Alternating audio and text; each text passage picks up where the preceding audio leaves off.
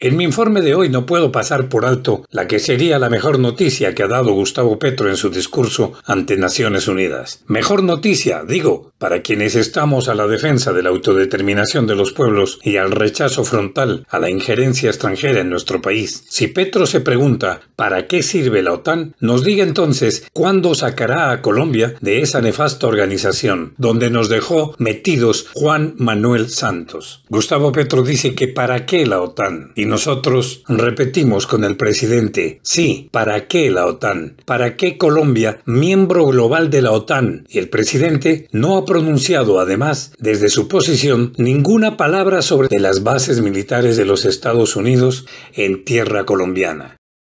¿Para qué la guerra si lo que necesitamos es salvar la especie humana? ¿Para qué sirve la OTAN y los imperios si lo que viene es el fin de la inteligencia? La causa del desastre climático es el capital. ¿Para qué sirve la OTAN y los imperios? La general Richardson, que es la primera mujer al frente del Comando Sur y la segunda mujer en ocupar uno de los 11 comandos con los que cuenta el Pentágono de los Estados Unidos alrededor de todo el mundo, ha revisado con la gente de Gustavo Petro los avances en materia medioambiental con la implementación de la Operación Artemisa para, disque, salvar nuestra Amazonía. Para Juan Manuel Santos, estar en la OTAN, la organización del Tratado del Atlántico Norte, es entrar a las ligas mayores. ¡Cuánto cinismo! Entramos a las grandes ligas. Seremos medidos, comparados y evaluados con los mejores. Colombia se beneficia mucho al ser parte activa de la comunidad internacional. Muchos de los problemas que enfrentamos son cada vez más globales y necesitan el apoyo y la colaboración de otros países para su solución. Pero esto no es de ahora. Cuando se supo que Juan Manuel Santos metería a Colombia en la OTAN, varios mandatarios de América Latina protestaron y tildaron al expresidente de traidor a los procesos de unidad que vive y que vivía la patria grande. Hace 6 años, Nicolás Maduro, presidente de Venezuela. Traer a los ejércitos invasores del mundo para América Latina. Eso contradice la doctrina sobre la cual se basa la Unión de América Latina y el Caribe. Pero para poner en contexto, he buscado una voz juvenil, he buscado una figura nueva en el campo del liderazgo social. Se trata de la abogada ipialeña María Fernanda Arteaga Cuarán. Es egresada de la Facultad de Derecho de la Universidad de Nariño y expresidente del Consejo Superior Estudiantil de esa misma universidad. Que sí, Santos nos metió como miembros de la OTAN. Luego Iván Duque nos hizo poner en la situación de que los ejércitos colombianos podían estar al servicio de las guerras estadounidenses que ellos necesiten. Y Gustavo Petro, el 10 de septiembre, este 10 de septiembre, permite que vengan a instruir a los militares colombianos. Principal interés de caerle bien a los Estados Unidos y para generar problemas en el mundo, porque es que también el hecho de que la OTAN venga acá es sinónimo de entrenamiento militar. A muchos no les puede gustar escuchar a Maduro y a Ortega en este programa, pero creo que es significativo el rechazo que hacen tanto a la pertenencia de Colombia en la OTAN como a la presencia de 7 bases militares de Estados Unidos en nuestro territorio. Daniel Ortega, presidente de Nicaragua, hace 6 años. Un país latinoamericano se quiera incorporar a la OTAN, sea ya instrumento de una política para debilitar y tratar de destruir la unidad, el proceso de unidad que vive la región latinoamericana. Y Nicolás Maduro ha ido más allá. Le ha recordado a Colombia y al mundo que en la región hay otras instancias regionales de defensa y de protección de los pueblos latinoamericanos, porque de lo que se trata es de eso, de la sobrevivencia de nuestros países, de la autodeterminación de los pueblos, tan venida a menos y especialmente del significado de la libertad. En CELAT, en UNASUR, en la CICAT, en CARICOM, en el ALBA, en Petrocaribe. Nosotros no tenemos nada que buscar en pactos de dominación y de guerra en el mundo. En mi opinión, es claro que Estados Unidos está hace muchos años tras la recolonización de nuestra América Latina. Se ha escuchado también una voz que advierte que Colombia, con este paso, se convertiría en el Israel latinoamericano. Colombia, al ingresar a esta organización, es justamente servir a los intereses de los Estados Unidos en Latinoamérica y conformarse como una especie de Israel en el continente, al menos suramericano. Por eso he invitado a María Fernanda Arteaga Cuarán para que nos dé su visión sobre la presencia de los Estados Unidos en Colombia. Colombia sea un punto geoestratégico para la guerra y la consecución de recursos naturales de toda Latinoamérica. Además que la misma Constitución no tiene en ningún artículo la posibilidad de que aquí operen bases militares en Colombia.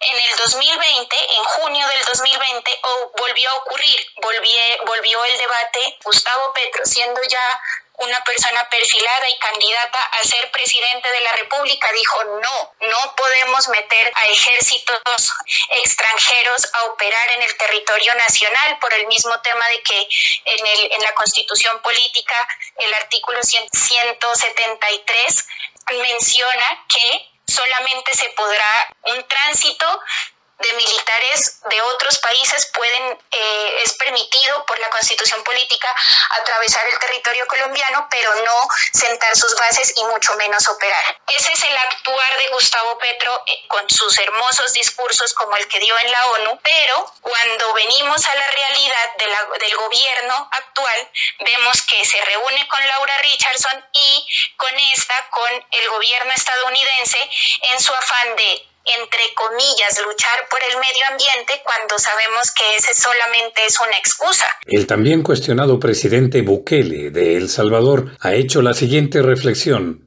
refiriéndose a un pedazo de tierra que es su pequeño país, que no es respetado por los países poderosos. Por lo tanto, además de decidir que queremos ser libres, es requisito indispensable que los poderosos respeten nuestra libertad. Vengo de un pueblo donde nuestro destino siempre fue controlado por otros. Vengo de un pueblo que solamente es dueño del país más pequeño del continente americano y que incluso esa pequeña propiedad sobre ese pedacito de tierra que apenas se ve en el mapa y que piensan correctamente que son dueños de sus países, pero piensan incorrectamente que también son dueños del nuestro. Pero lo que no pueden hacer, venir a mandar a nuestra casa. Y cerramos entonces este informe con los planteamientos que hace María Fernanda Arteaga Cuarán sobre lo que significa para esta y próximas generaciones que se violen principios tan básicos como la autodeterminación de los pueblos. Y digo que solo es una excusa porque Estados Unidos es reconocido mundialmente por evadir toda clase de responsabilidad medioambiental que tiene ese país